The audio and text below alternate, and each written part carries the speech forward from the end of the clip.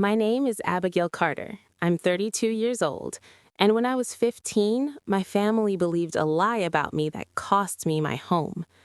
The first time I stood in front of my childhood house again, my hands were shaking so badly I had to shove them into the pockets of my coat. The white paint looked newer, cleaner, like the years had scrubbed away any evidence that I had ever existed there.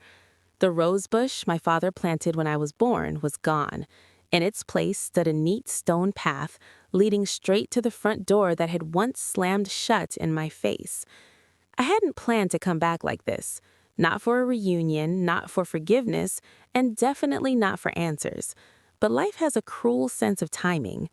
The call came 3 days earlier, a number I didn't recognize, a voice I hadn't heard in over a decade. Abigail, my Aunt Margaret said, slowly, like she was testing whether my name still belonged to me. We need to talk.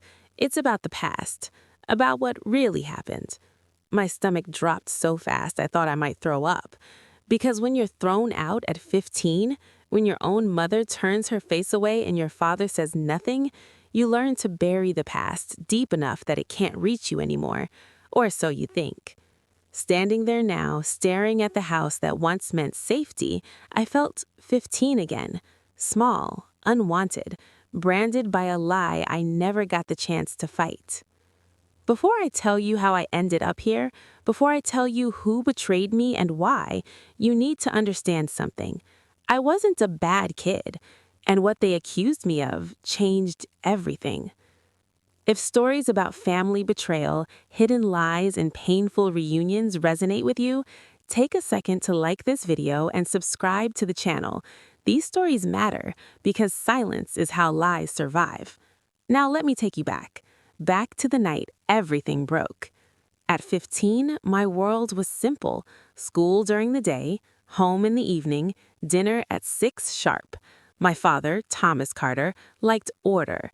My mother, Elaine, liked appearances.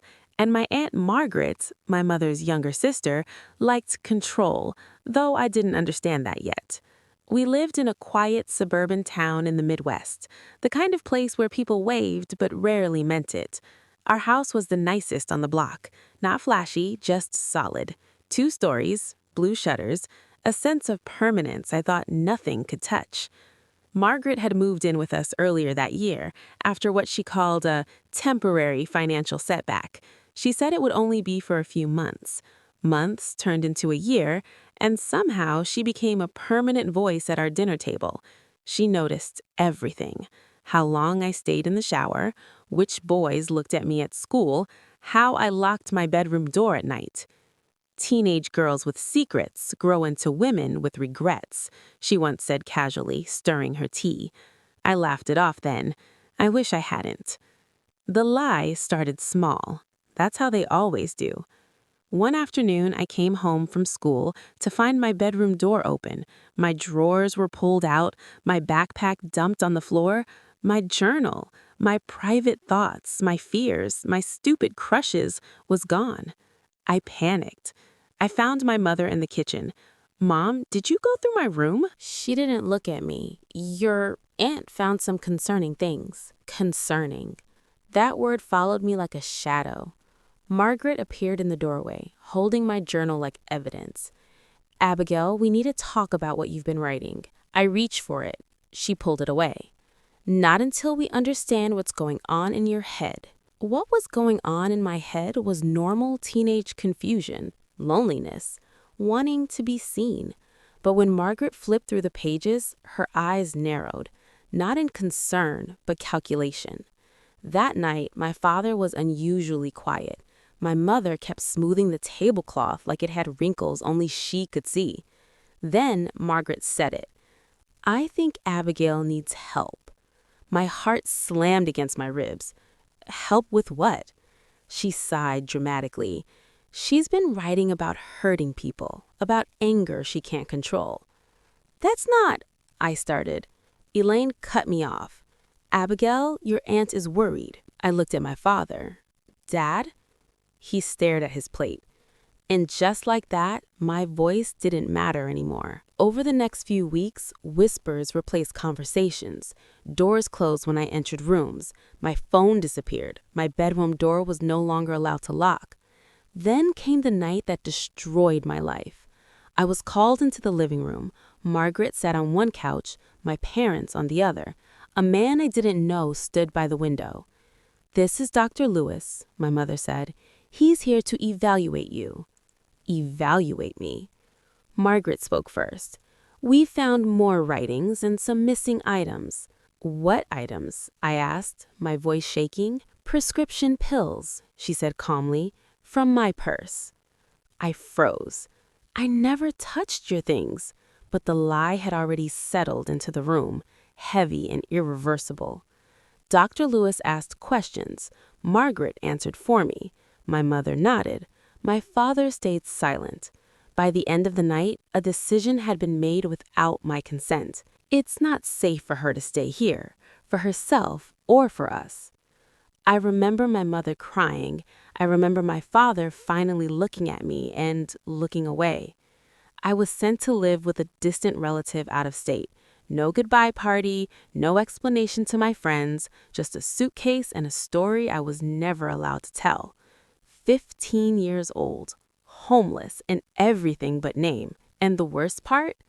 I didn't know yet that the lie went much deeper and that Margaret had everything to gain from my disappearance. As I stood in front of that house years later, my phone buzzed in my hand. A text from Margaret. "We need to talk before the reunion. There are things you don't know." My chest tightened. Because if there were things I didn't know, then everything I'd built my life on might be standing on broken ground. I didn't reply to Margaret's message right away. I stood there on the sidewalk, rereading the words until they blurred. There are things you don't know. That sentence alone felt like a confession wrapped in cowardice. If she had something to say, she could say it to my face. I rang the doorbell. The sound echoed through the house, bright and unfamiliar. When the door opened, it wasn't my aunt who stood there. It was my mother. Elaine Carter looked older, smaller somehow. Her hair, once always perfectly styled, was streaked with gray and pulled back in its hired knot. For a second, she just stared at me, her mouth slightly open, like she was seeing a ghost she wasn't sure she deserved. "Abigail," she whispered. Hearing my name in her voice did something sharp and painful inside my chest.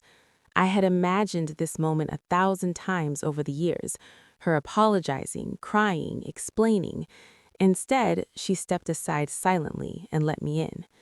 The house smelt the same, lemon cleaner and something warm, like baked bread. My feet moved on their own, carrying me across the hardwood floors that still creaked in the same places. The walls were repainted, but the shape of my life still lingered in the corners. Margaret was waiting in the living room. She looked exactly as I remembered, composed, controlled, dressed like someone who always expected to be listened to. Her eyes flicked over me, assessing, not apologetic. "Abigail," she said, standing, "thank you for coming." I didn't hug her. I didn't sit. I stayed right where I was. "You said there were things I don't know," I replied. "Start talking." My father entered last. Thomas Carter, the man who had raised me, fed me, taught me how to ride a bike, and then let me be erased. His shoulders were slumped, his face lined with regret he'd never voiced. No one spoke for a moment. Then Margaret sighed, like she was burdened by the weight of truth rather than the lies she'd built her life on. "You were too young to understand everything back then," she said. "We were trying to protect the family." "From what?" I asked. "Me?" She glanced at my parents before continuing. "From scandal, from instability, from consequences." The words felt rehearsed. My mother finally spoke. "Your aunt believes things were mishandled." "Mishandled," I almost laughed. "You accused me of stealing drugs. You told a stranger I was dangerous. You sent me away without letting me defend myself. That's not mishandling, that's betrayal." My father's hands trembled. Abigail, we thought it was temporary. I turned to him sharply. You thought exile was temporary? He flinched. Margaret cleared her throat. What we didn't tell you, what you couldn't have known, is that your grandmother's estate was already in question back then. The room seemed to tilt. My grandmother? I repeated. Yes, she said smoothly. She was revising her will. She had concerns about instability in the family. I stared at her, my heart pounding.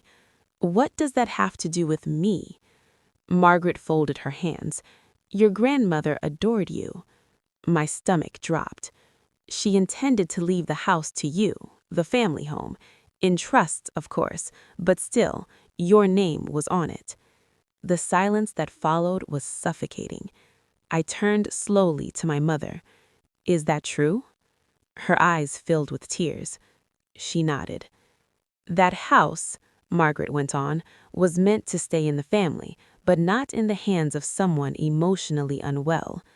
The lie revealed itself so cleanly it felt unreal. You ruined my life, I said, my voice shaking, because you wanted my inheritance. Margaret's expression hardened. I did what was necessary. I sobbed bitterly. You stole 15 years from me. You let them believe I was broken. You let me grow up thinking I deserved it. My father sat down heavily, his face in his hands. My mother sobbed quietly. But Margaret didn't cry. There's more, she said. I laughed bitterly. Of course there is. She reached into her purse and pulled out a folder. Your grandmother kept records, letters. After you were sent away, she started to question what she'd been told. My breath caught. She confronted me, Margaret admitted, but she passed before she could fix things. And you never told anyone, I said. Margaret met my gaze. By then, the will had been finalized. My hands clenched into fists. You mean finalized in your favor? She didn't deny it. The room felt too small for the truth now spilling into it.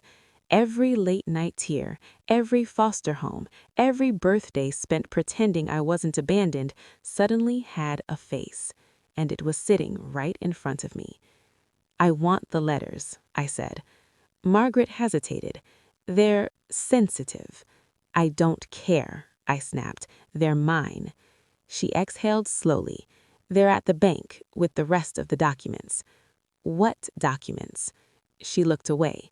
My mother gasped softly. Margaret, what else haven't you told us? Margaret stood. This conversation is becoming unproductive. I stepped into her path. You don't get to walk away again. Her eyes flashed with something ugly. Fear. Abigail, she said quietly, if those documents come out, it won't just hurt me. My heart pounded. Who else? She didn't answer. But the way my parents looked at each other told me everything. The lie that destroyed my childhood wasn't just Margaret's. It was a family effort, and whatever was hidden in those documents could burn everything down. I didn't sleep that night. After leaving the house, I drove aimlessly through town, passing streets that still remembered me even if the people didn't. The old library where I used to hide after school, the park bench where I cried the day I was sent away.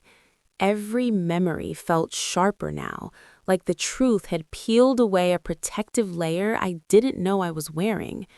By morning, one thing was clear. I wasn't here for closure. I was here for answers. The bank Margaret mentioned sat on the corner of Main and Willow, a squat brick building that hadn't changed since my childhood. I remembered coming here with my grandmother once, holding her hand while she deposited birthday checks she insisted on giving me even when my parents said I didn't need them. For your future, she'd say. Every girl needs one. Walking into the bank felt like stepping into unfinished business. I requested the records under my grandmother's name, half expecting resistance. Instead, the clerk frowned at her screen, then looked up at me. You're Abigail Carter? She asked. Yes. She nodded slowly. There's a safety deposit box here that lists you as a secondary beneficiary. It was locked after your grandmother's passing, pending family resolution. My throat tightened. Can I access it now? She hesitated, then typed something else. Yes, it was recently flagged for review. Recently. Margaret. Minutes later, I was led into a small, private room. The metal box slid onto the table with a dull, final sound. My hands hovered over it, trembling, not from fear, but from the weight of everything it represented. When I opened it, the first thing I saw was my name, written in my grandmother's looping handwriting on a manila envelope. For Abigail, if she ever comes back. I pressed my mouth over. Inside were letters, dozens of them, some unopened, some addressed to my parents, some to Margaret, and some to me. I picked one at random and unfolded it carefully, like it might fall apart if I moved too fast. My dear Abigail, if you are reading this, then something has gone terribly wrong. Tears blurred the words. I never believed the stories they told me about you. Anger is not evil. Sensitivity is not sickness. You were punished for being inconvenient. My chest ached. She knew. Another letter explained everything Margaret hadn't wanted me to see, how my grandmother questioned the sudden accusations, how she demanded proof, how Margaret insisted I was unstable, dangerous, unfit. She is very convincing, my grandmother wrote, and your parents are very afraid. I sank into the chair. Afraid of what? The answer came in the next envelope. Your father's business was failing, quietly. Margaret loaned him money on conditions. I felt sick. Margaret hadn't just lied, she'd leveraged fear. Another letter revealed the final blow. I intended to leave the house to you. Margaret contested it, citing concerns about your mental health. Your parents did not object. The room felt airless. They didn't object?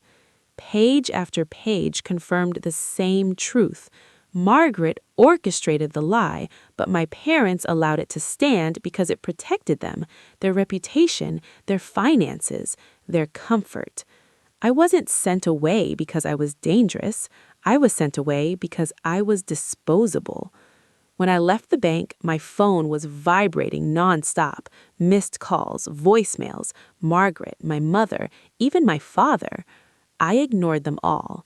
Instead, I went somewhere I hadn't planned to go, my old high school. The building looked smaller than I remembered, but the ache in my chest was just as big. I sat in my car watching students spill out at the end of the day, laughing, arguing, living the years I never got to finish. That's when I saw her, Lena Morales, my best friend from sophomore year. She hadn't changed much. Same dark hair, same expressive hands. She was talking to another teacher, smiling. A teacher? I stepped out of the car before I could stop myself. Lena? She turned slowly. Her smile faded into shock. Abigail? She breathed. Oh my God! She hugged me without hesitation, tight and real, like no time had passed at all. And for the first time since I came back, I felt something close to safe. We sat at a cafe nearby. I told her everything, or at least as much as I could say without breaking completely. They told us you attacked someone, Lena said quietly, that you were unstable. I swallowed hard. Did you believe them? She looked down at her cup. I didn't know what to believe. You disappeared overnight. That hurt, but I understood. Margaret spread it everywhere, Lena continued. Teachers, parents, even the school counselor. My hands shook. So it wasn't just my family. No, she said softly, it was systematic. That word echoed in my head. Systematic. When I left the cafe, my phone buzzed again. This time it was a text from an unknown number. If you expose this, you'll destroy your parents too. I knew exactly who it was from. Margaret wasn't afraid of the truth. She was afraid of losing control of it. I stared at the message, then typed back 3 words. You already did. Seconds later, my mother called. I answered. Abigail, please come home. We need to talk. I closed my eyes. I am home. You're the ones who aren't. And as I hung up, I realized something terrifying and empowering all at once. The reunion hadn't changed everything yet, but it was about to. The next day, I returned to the house. This time, I wasn't standing outside hesitating. I walked up the driveway like I owned every step, because, in truth, I did. The house, the legacy, the stolen years, they all belonged to me. The problem was convincing my family. Inside, Margaret was waiting, perfectly composed, as if she had rehearsed every word she might need. My father lingered near the staircase. My mother hovered in the kitchen doorway. The tension in the air was almost physical, a storm that could break with a single word. I have the letters, I said, placing the manila envelope from the bank on the coffee table. Everything my grandmother wrote, everything you hid. Do you want me to read them out loud, or do you want to explain yourself first? Margaret's face didn't flinch, but I saw it, a micro-expression, a twitch at the corner of her mouth. Fear? Maybe, but mostly calculation. You don't understand the pressures we were under, she said smoothly. We did what we thought was best. What you thought was best, I corrected, was to destroy a child's life. 15 years of my life, taken, manipulated, and hidden. That's not protection, that's betrayal. My father's head dropped. My mother's hands were twisting the hem of her shirt. They had no words left, no defenses left. The weight of what had been done pressed down on all of us. I opened one of the letters, the one addressed to me directly. I read aloud my grandmother's words, her love spilling from the pages like sunlight after years of storm. You are stronger than they will ever know. You are worthy. You are not a mistake. Never let anyone tell you otherwise. I stopped reading, and the room was silent. Margaret's eyes flickered, but her composure remained. I had expected tears or even an apology, but none came. She wanted control. She always wanted control.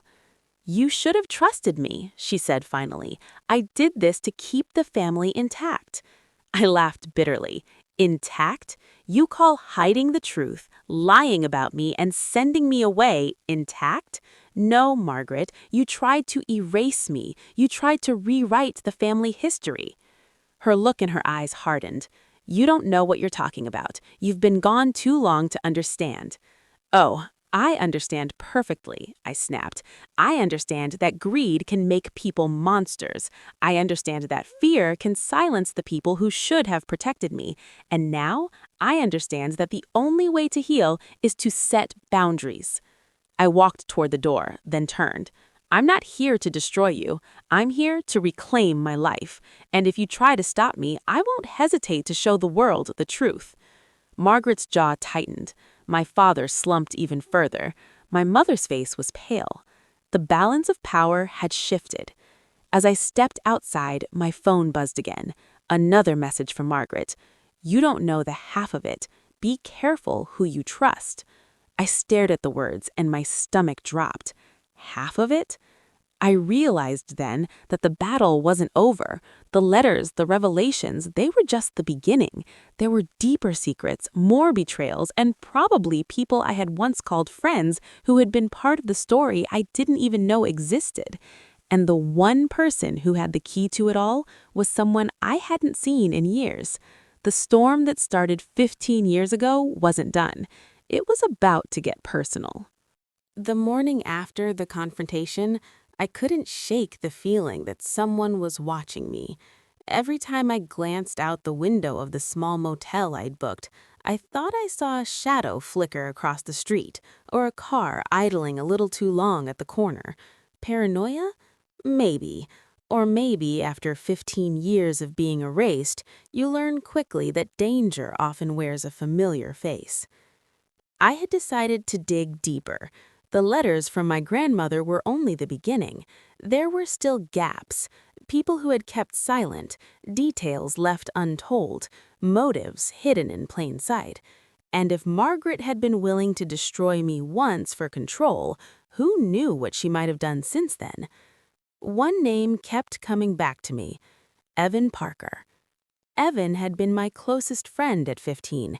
He was brilliant, funny, and kind in a way that made you forget the world sometimes. But he disappeared from my life the same week I was sent away. No calls, no letters, nothing. I'd assumed he'd moved on. But now, after the texts from Margaret and the revelation of family lies, I began to wonder if he'd been part of it, unknowingly, or worse, deliberately. I had to know. I found him on social media. It wasn't difficult, he hadn't changed his name, and his location matched my hometown. But what I saw made my chest tighten. Pictures of him at family events, smiling next to Margaret. Smiling, as if nothing had happened. I hesitated.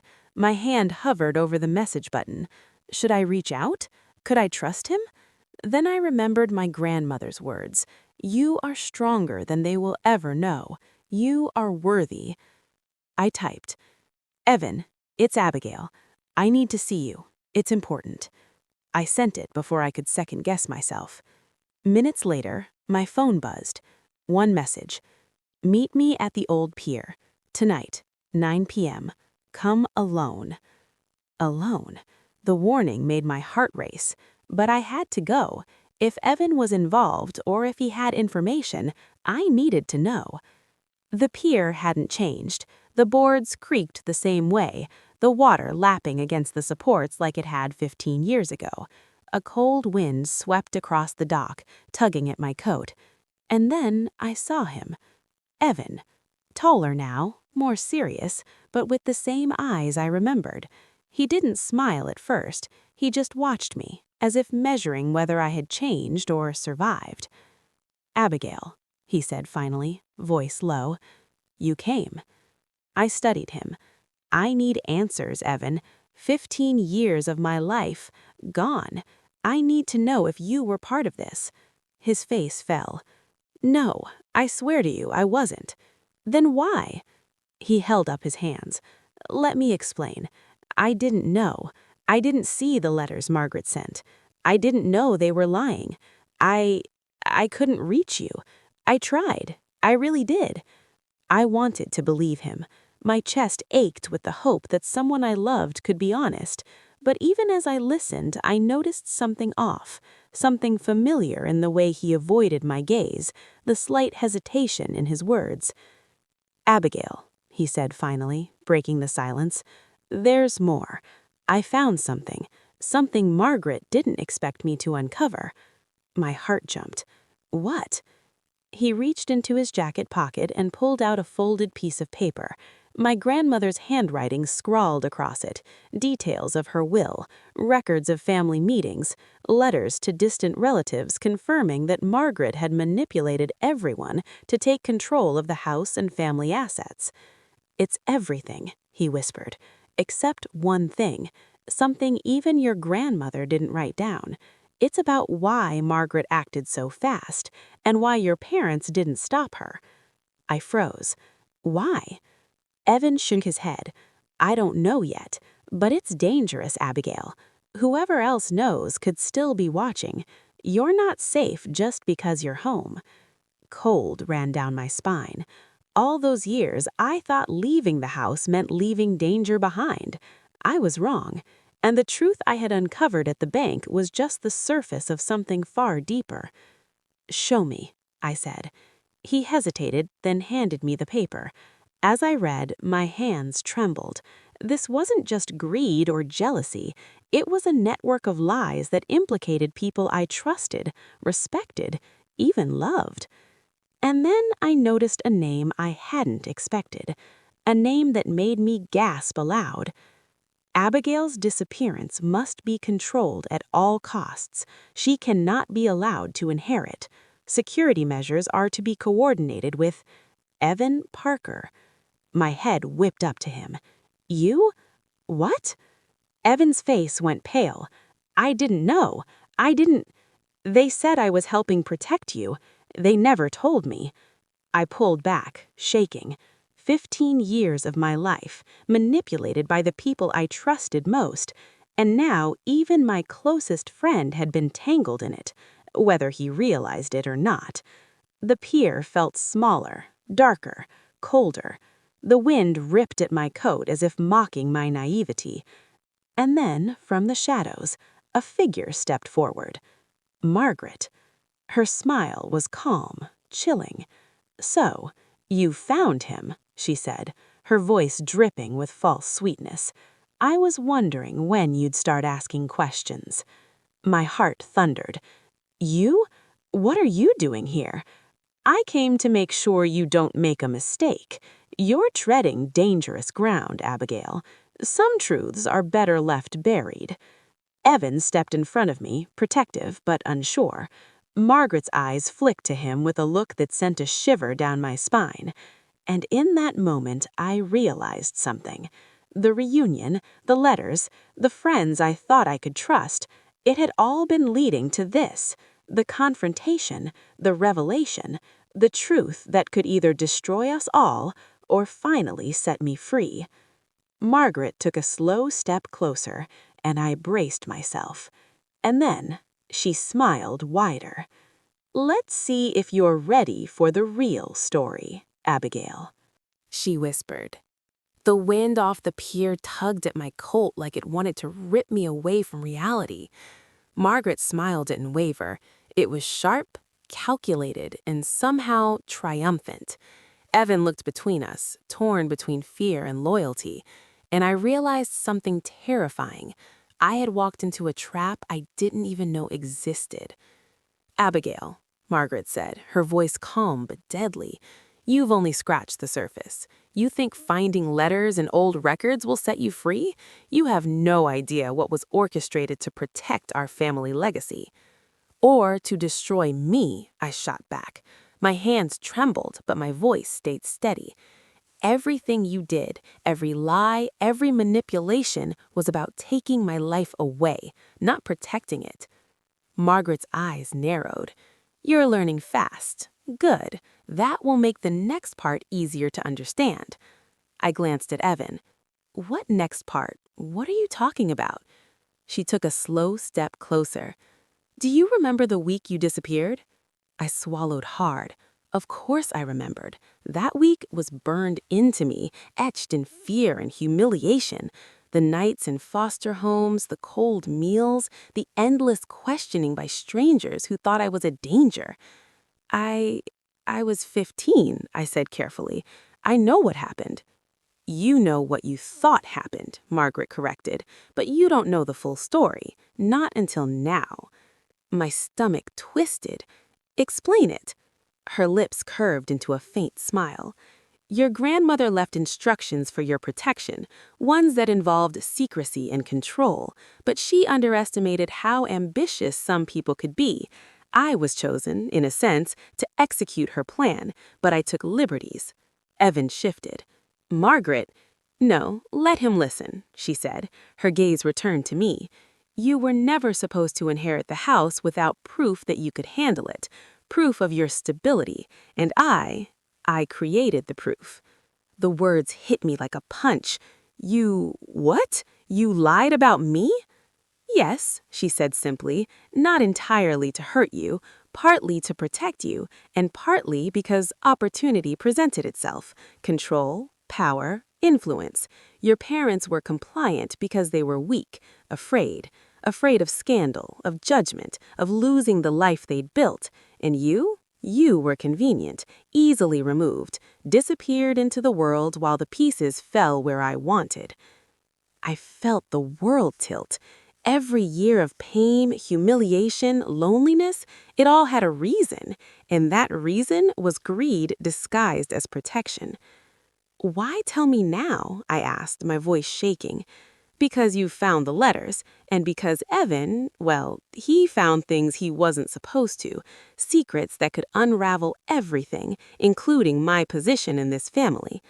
I looked at Evan. He avoided my gaze, guilt flashing in his eyes. "I didn't know," he said quietly. "I swear I didn't know." "You were complicit, whether you knew it or not," Margaret shot at sharply. "And now, Abigail, you have to decide what you want. Do you want to fight, or do you want peace?" I felt rage bubble inside me. 15 years of stolen moments, birthdays, and firsts, and now she stood there calm, waiting for me to respond. "Fight," I said finally. Margaret's smile widened. "Good, that's the spirit." Then she did something unexpected. She reached into her coat and pulled out a small envelope, worn at the edges. "Inside this," she said, "is the one thing your grandmother never wrote down, the one piece that could change everything you think you know about your family and yourself." I took the envelope, my hands trembling, and when I opened it, my blood ran cold. It was a letter, not from Margaret, not from my parents, but from someone I trusted, someone I thought would always protect me. "Abigail," the letter began, "if you are reading this, you are closer than ever to the truth. But beware, some truths are heavier than the years of absence. Margaret is not the only one you should fear, and Evan, he was never the friend you believed he'd be." I froze. My eyes lifted at Evan, his face paled. What does this mean?" I whispered. He shook his head, words failing him.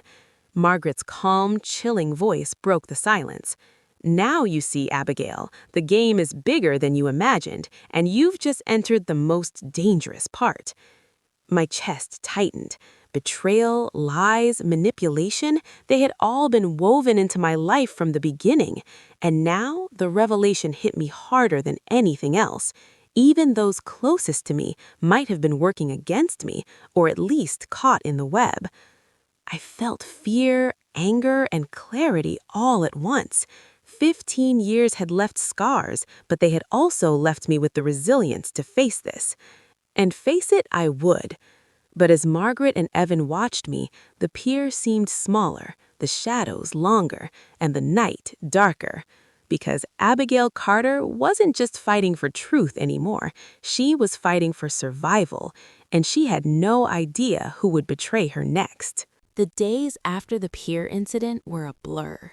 I couldn't sleep, couldn't eat, and every time I closed my eyes, I saw Margaret's calm smile, Evan's conflicted gaze, and the letters from my grandmother that had been both a lifeline and a key to my past. I realized something terrifying. The longer I stayed silent, the longer Margaret and everyone else who had played a part could manipulate the narrative. 15 years of my life had already been stolen. I couldn't give them another day. I started with small steps. I gathered every piece of evidence I had: letters, emails, bank records, photographs, and even Evan's testimony, what little I could trust from him. Every conversation, every recollection, every hidden truth became part of a dossier I was building. Evan insisted on helping. "I need to make this right," he said. His voice trembled, but I could see sincerity behind it. For the first time in years, I allowed myself to hope that maybe some people could be trusted. But Margaret was watching. I knew she was. The messages, the threats, the subtle manipulations, they didn't stop. She wanted to control the story, even now, even as I was uncovering the truth. And then came the night that changed everything. I received an anonymous tip, a meeting at the old family storage unit, the kind of place no one would notice, a place where secrets could be shared without witnesses. I went alone, but I didn't expect what I found. Inside, boxes upon boxes of documents were stacked neatly: records of the family estate, Margaret's manipulations, financial transactions proving the deliberate cover-up of my grandmother's intentions. And in the center, a folder labeled simply Abigail Carter, Truth. I opened it slowly, hands shaking. Inside were letters, recordings, and even confessions, but the most shocking document was a diary entry written by my father, hidden for decades. I am weak. I have let Margaret dictate the truth about Abigail. She is innocent, and yet I have allowed her life to be destroyed. I hope one day she will forgive me, but I fear it will never be enough. I dropped to my knees. The weight of the betrayal from my own parents crushed me, but it also lit a fire. For the first time, I realized something. Forgiveness was not my goal.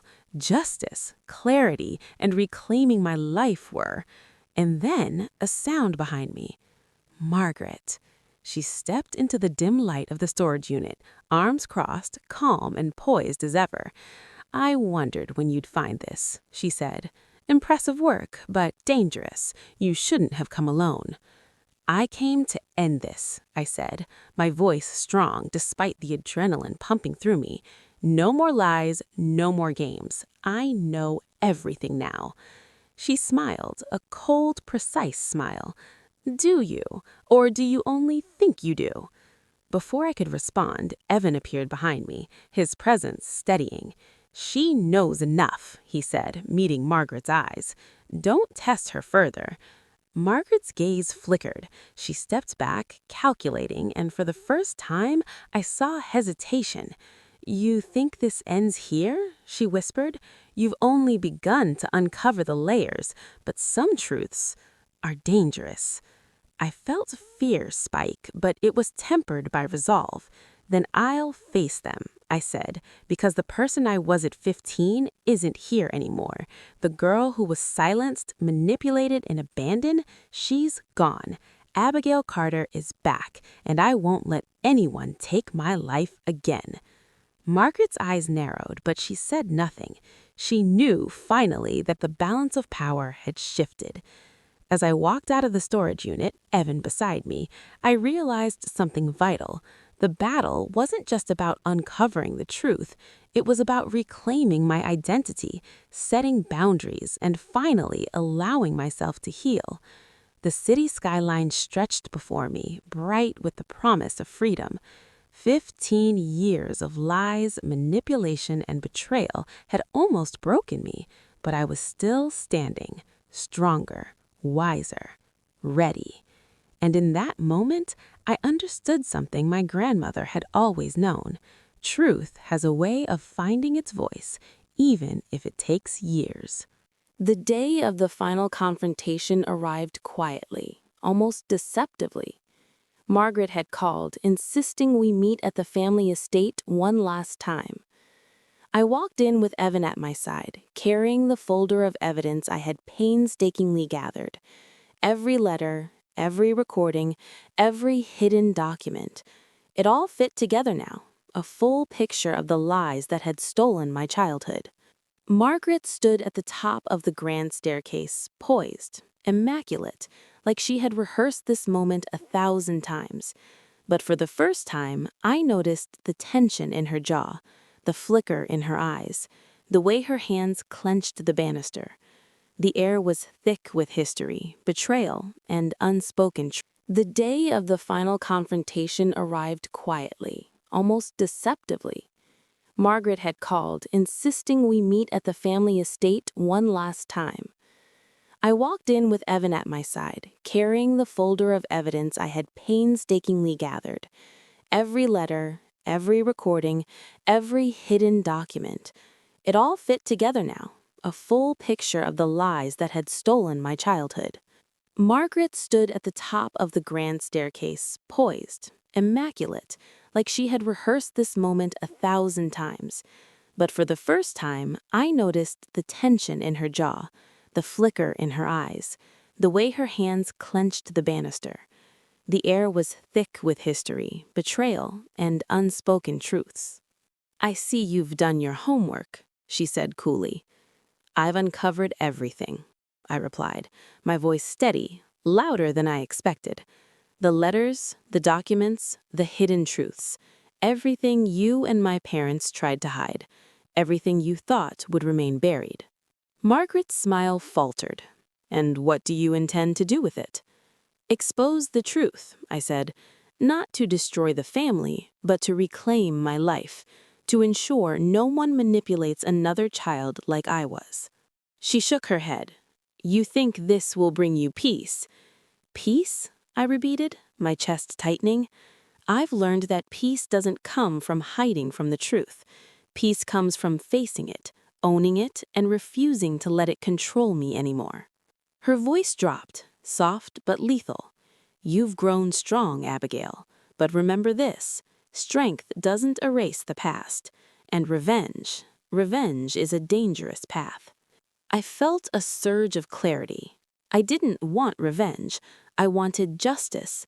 I wanted acknowledgement. I wanted boundaries. I stepped forward, holding up the folder. This is proof of every lie, every manipulation, every betrayal. It's time the world knows what happened. It's time you face accountability, not in anger, but in truth. Margaret's eyes darkened, but she said nothing. My father and mother emerged from the wings of the house, their faces etched with guilt and fear. My father began, voice breaking. I was wrong. I should have protected you, Abigail. I failed. My mother's tears fell freely. I thought we were keeping you safe. I see now that we only allowed you to suffer. I looked at them, the pain and the love interwoven in their expressions. 15 years of silence, of absence, of longing. It all converged in this one moment. I exhaled slowly. I forgive you, I said, not because what happened was okay, but because holding on to that anger would only continue the pain. But forgiveness does not mean forgetting. It does not mean erasing boundaries. It means I reclaim my life. Margaret's silence was deafening. She realized, finally, that control had slipped from her hands. I was no longer the 15-year-old girl she had erased. I was Abigail Carter, stronger, wiser, and fully aware of the forces that once tried to break me. We spent hours in that house that day, not just confronting the past, but creating a new framework for the future. Evan and I worked to untangle the web of secrets, confronting not only Margaret, but other family members who had been caught in the manipulation, whether through fear or ignorance.